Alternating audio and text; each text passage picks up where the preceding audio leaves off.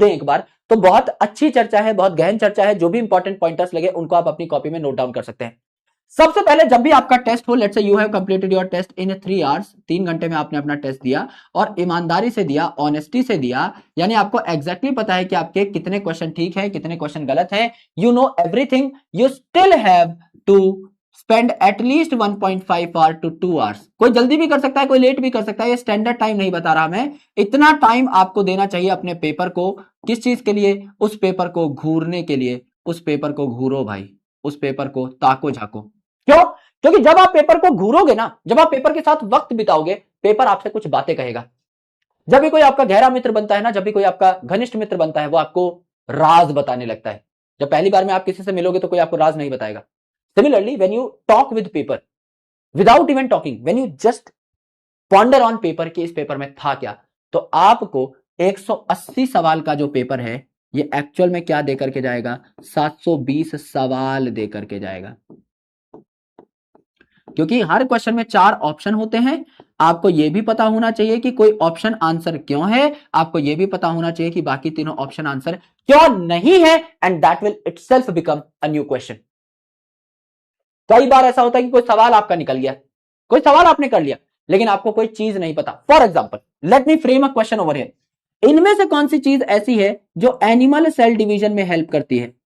Alright, the options are centriole, the option 2 is ribosome, option 3 is Golgi body, या option 4 is liposome. तो अब आप बोलोगे sir ये तो बहुत बेसिक सवाल है, एनिमल सेल डिवीजन में कौन हेल्प करता है? सेंट्रियोल हेल्प करता है। सर मेरे 4 नंबर कंफर्म हो गए, उत्तर आ गया ए, 4 मार्क मुझे मिल गए, बहुत अच्छी बात है, बहुत अच्छी बात है।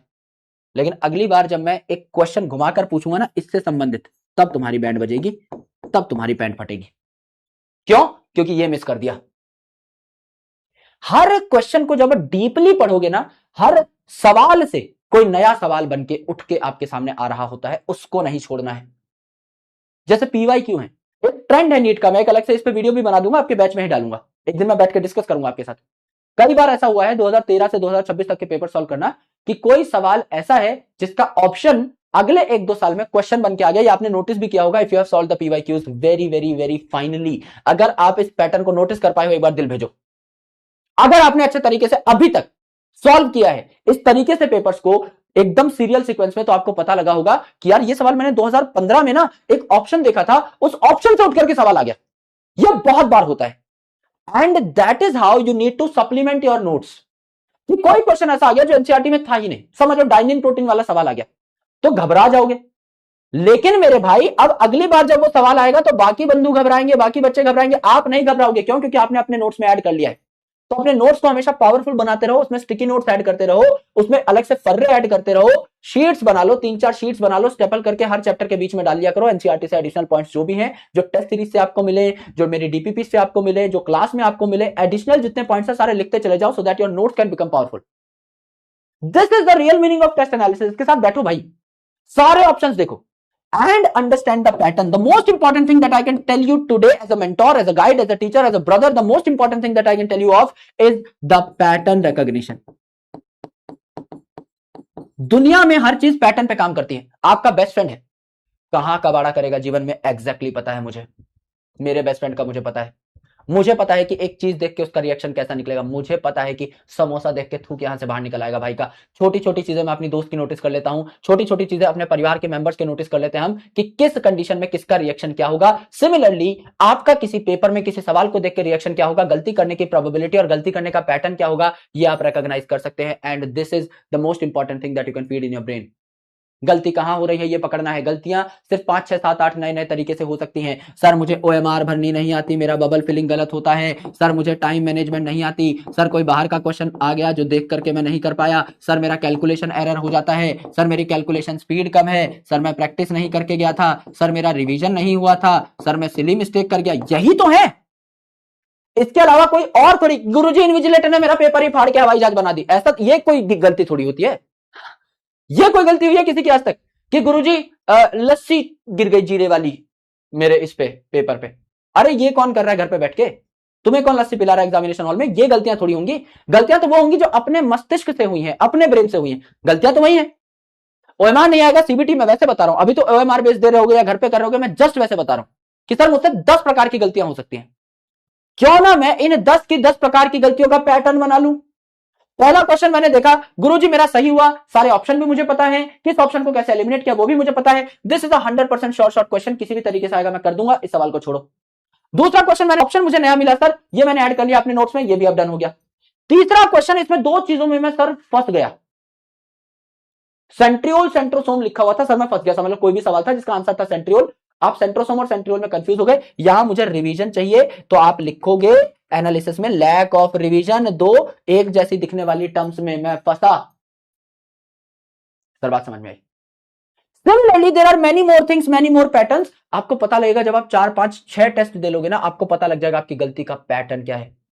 उसमें से एक एक गलती को उठाओ, उस गलती को अगले 2 3 टेस्ट में सुधारो, 10 नंबर बढ़ेगा।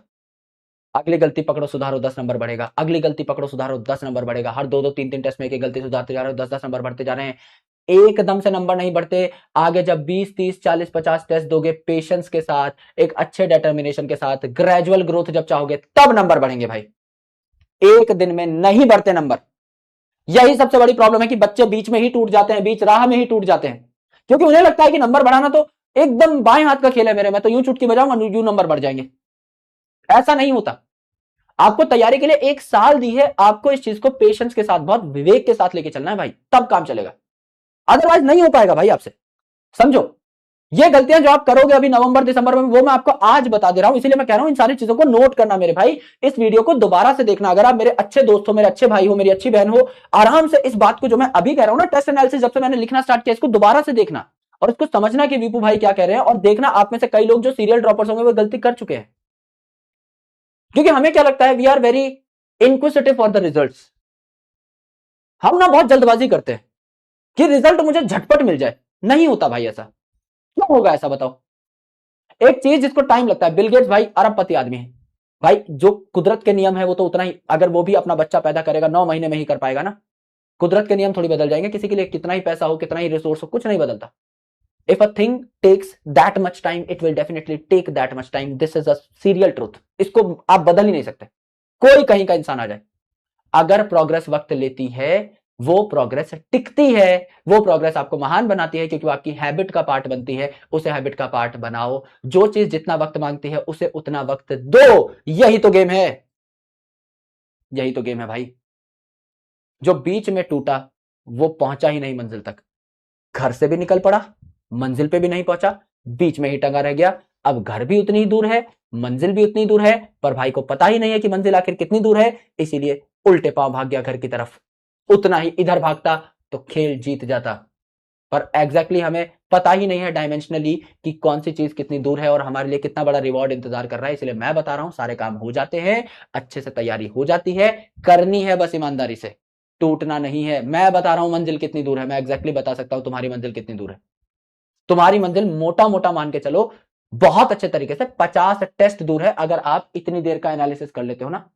50 टेस्ट में अगर आप आज 550 पे बैठे हो, अगर आप 680 690 नहीं मार रहे हुए, अगर ये मैंने जो बताया करने के बाद, तो भाई आके मेरा सर फाड़ देना तुम डंडे से, और बताओ। क्योंकि यही होता है, इसके अलावा कोई तरीका थोड़ी है। अच्छे से पढ़ रहे हो, अच्छे से रिवीजन कर रहे हो, सारे डीपीपी सॉल्व है, सारे ऑब्जेक्टिव सॉल्व है, सारे पीवाईक्यू सॉल्व है, टेस्ट एनालिसिस अच्छे से, इसके अलावा कोई रॉकेट साइंस थोड़ी है। बाकी बच्चे क्या कर रहे हैं, ऑल इंडिया फर्स्ट रैंकर क्या कर रहा है, तुम्हें क्या लगता है क्या कर रहा है? कुछ अलग कर दे रहा है क्या इससे? हम तो बहुत अच्छे अच्छे बच्चों को मेंटोर करके बैठे, ऑल इंडिया 9th रैंकर को मेंटोर करके बैठे। तो वो बच्चा भी तो यही करता था ना, उसको भी तो मैं यही बताता था जो तुम्हें बता रहा हूं। कोई अलग घुट्टी थोड़ी पिलाई थी उसको भाई, ऐसे कूट काट के एकदम घर पे ही देसी चूरमा थोड़ी खिला दिया था बैठा करके कि हाँ ये चमत्कारी जड़ी बूटी है भैया, ये ले लो, इससे तो कुछ खतरनाक ही गेम हो जाएगा रात तक। ऐसा थोड़ी होता है, होना यही है। अब देखो, आप इस बात को कब मानोगे मुझे नहीं पता।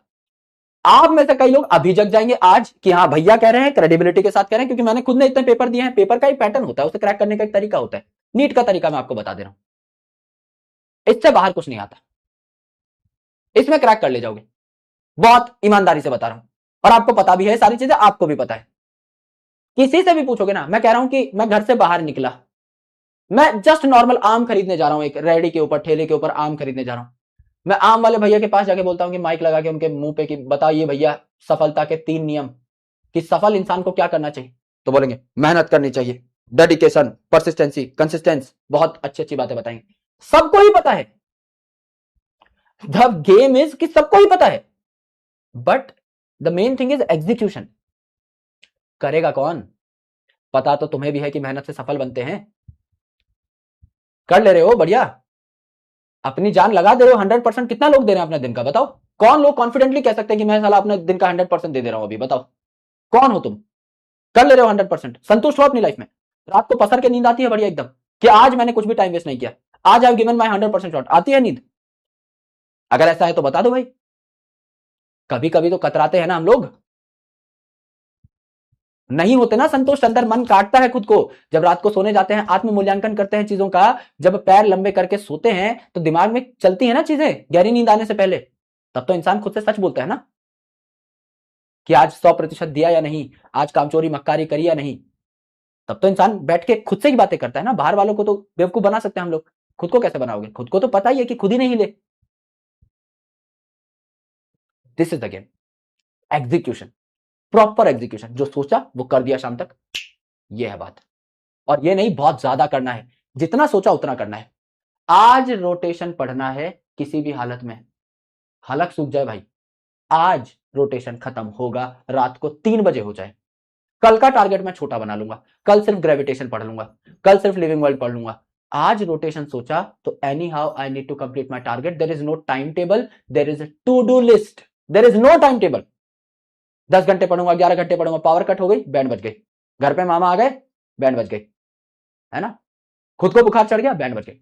टू डू लिस्ट, आज सुबह मैं ऐसा महसूस कर रहा हूं, आज मेरे ये टारगेट्स हैं, मुझे लगता है आज मैं 10 घंटा पढ़ जाऊंगा, 10 घंटे पढ़ जाओ, 10 से ज्यादा पढ़ जाओ, 10:30 पढ़ जाओ, लेकिन 10 डेफिनेटली पढ़ो। That is a real game, इसको खेलना है भाई। ये होता है, टाइम टेबल होता ही नहीं कुछ, टाइम टेबल बना ही है फाड़ने के लिए। टाइम टेबल आज बनता है कल फटता है दीवार पे से, या उसके ऊपर दूसरा चिपकता है 4 दिन बाद। टाइम टेबल की फितरत ही है कि वो बनेगा मिटेगा, बनेगा मिटेगा, फटेगा, डस्टबिन में जाएगा, गोते लगाएगा, अपने जान की भीख मांगेगा कि साहब मुझे फॉलो कर लीजिए, पर तुम नहीं कर पाओगे। 5 AM वेकअप, यस, 7:30 बजे उठे हैं, चाय का इतना बड़ा मग्गा मारा, तब जाकर के एक डिपर खुला, उसके बाद 4 रोटी लपेटी, राजा वाली मेंटेलिटी दिखाई, तब दूसरी आंख खुली, 9:30 बजे नहाए, 11 बजे काम पे बैठे, जब दुनिया काम से लौट रही थी। ऐसे नहीं होता दोस्त। तुम चाहे अपना टाइम टेबल 11 बजे ही शुरू करो, लेकिन ईमानदारी से तो करो, टू डू लिस्ट तो बनाओ। 5 AM वेकअप, ऐसे नहीं करना चाहिए। प्रॉपर एनालिसिस, अलग ही लेवल का एनालिसिस करना है, राइट? इसको लिख लेना भाई, ये बहुत गहरी चीज है। थोड़ा मजाक में बता रहा हूं क्योंकि अपना बॉन्ड वैसा है, इससे बाहर कुछ है नहीं जीवन में पेपर क्रैक करने के लिए। समझे? समझे गुरु जी? बूझे? Yes, yes. इसको अगर कंसिस्टेंटली कर गए, nobody can beat you भाई। यस, यस, ठीक है, चलो भाई।